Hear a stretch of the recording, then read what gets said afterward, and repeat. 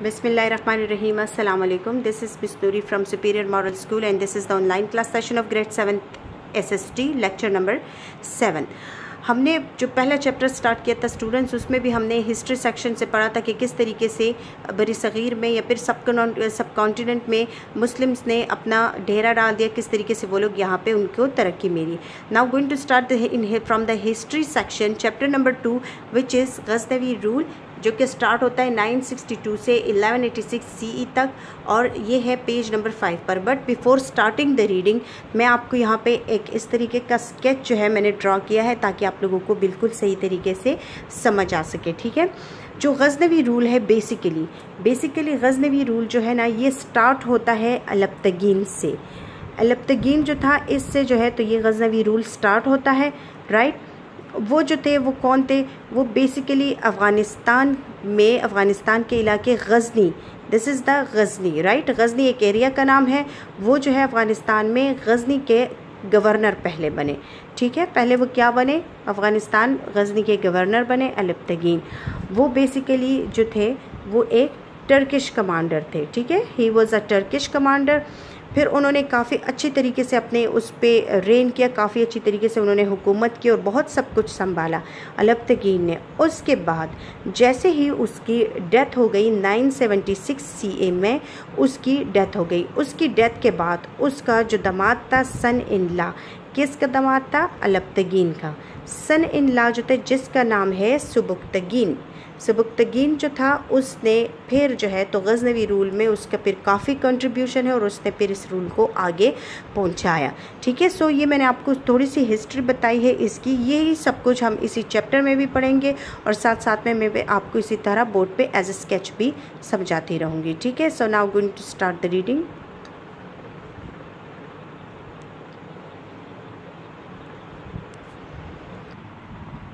Okay, ये हमारी reading section में हम आते हैं जो कि chapter number 2 Ghaznavi rule page number 5 यहाँ से स्टार्ट करते हैं.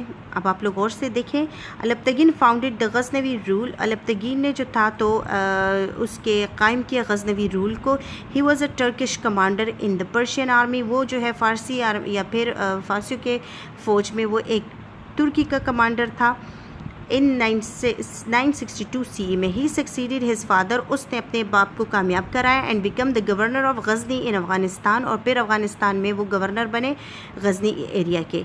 ही वॉज़ अ ब्रेव लीडर, वो एक बहुत ही बहादुर लीडर थे. And manage to control the fort of Ghazni with a small but well train army, और उनमें ये सलाहियत थी कि वो कंट्रोल कर सकते थे जो गज़नी का किला था, फोर्ट गज़नी का जो किला था उसको उसने एक बहुत ही छोटी और बहुत ही तरबियत याफ्ता से जो है तो उसने उसको कंट्रोल कर रखा था. ही कंटिन्यू टू रूल इंडिपेंडेंटली, वो बिल्कुल जो है ख़ुद मुख्तियारी से जो है तो हुकूमत करते रहे अंटिल यहाँ तक हिज डेथ इन 976 में, जब तक उसकी मौत वाक़या हुई. हिज फार्मर स्लेव, उनका जो ग़ुलाम था, और उसका सन इन लॉ, उनका जो दामाद थे.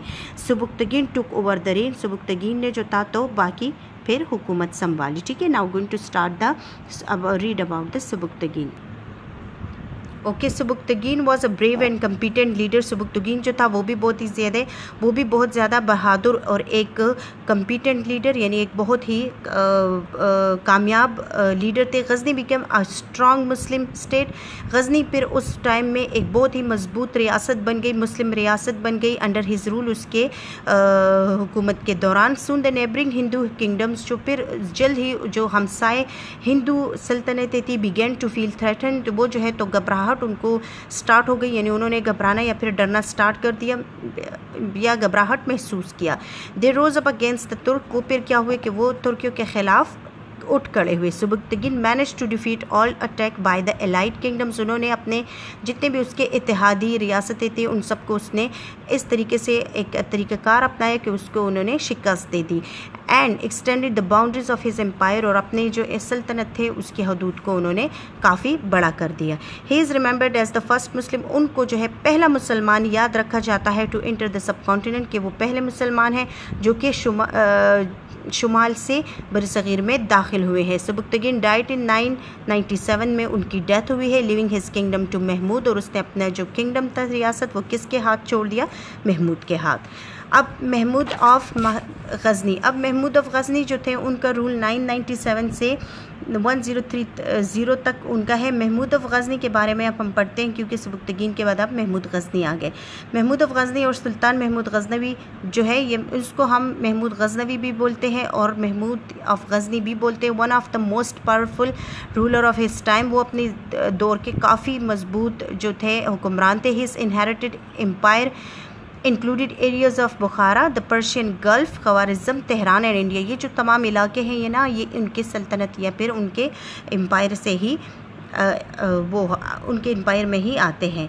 Along with his father's kingdom, अपने बाप के सल्तनत के साथ Mahmood also inherited troubles created by the local rajas, यानी उसके जो है बाप के जो सल्तनत के साथ ही महमूद को काफ़ी मुश्किलात का सामना करना पड़ा, जो कि उनके लिए क्रिएटेड किसने किए थे, जहाँ वहाँ के लोकल यानी अवामी जो राजास थे वही, ठीक है। हिज मेन एडवर्सरी वॉज आनंद पाल, उसका जो मेन दुश्मन था या मुखालिफ थे वो कौन थे, आनंद पाल थे। The son of the twice defeated king, जो दोहरी शिकस्त खाने वाले बादशाह के बेटे थे। Jaipal of the shahi dynasty northern Punjab, यानी शुमाली पंजाब में जो शाही ख़ानदान था जयपाल, शाही ख़ानदान जो कि जयपाल से थे और वहाँ के दोहरी शिकस्त खाने वाले बादशाह के बेटे थे। कौन बेटे थे, Anand Pal. Anand Pal did not accept Mahmud as a ruler and refuse to pay tribute to him, वो जो है उसको हुक्मरान कबूल नहीं करते थे और उसको खराज तहसीन भी देने से इनकार किया था। He wanted to take revenge for his father's defeat, वो अपने बाप के शिकस्त का बदला लेना चाहते थे एट सबुक्तगीन एंड, जिस तरीके से सबुक्तगीन ने उसको शिकस्त दी थी उनको। He invited other rajas to become his allies, उसने भी क्या किया कि और जो राजा थे, राजाओं जो का जो एक वो था, उन सबको उसने इनवाइट किया कि वो भी उसके इत्तेहादी बने, एलीज वो इत्तेहादी। And launched a campaign against Mahmud, और महमूद के ख़िलाफ़ हम एक मुहिम चला सके। I think it's enough for today. In my next video will continue this chapter. Till then take care.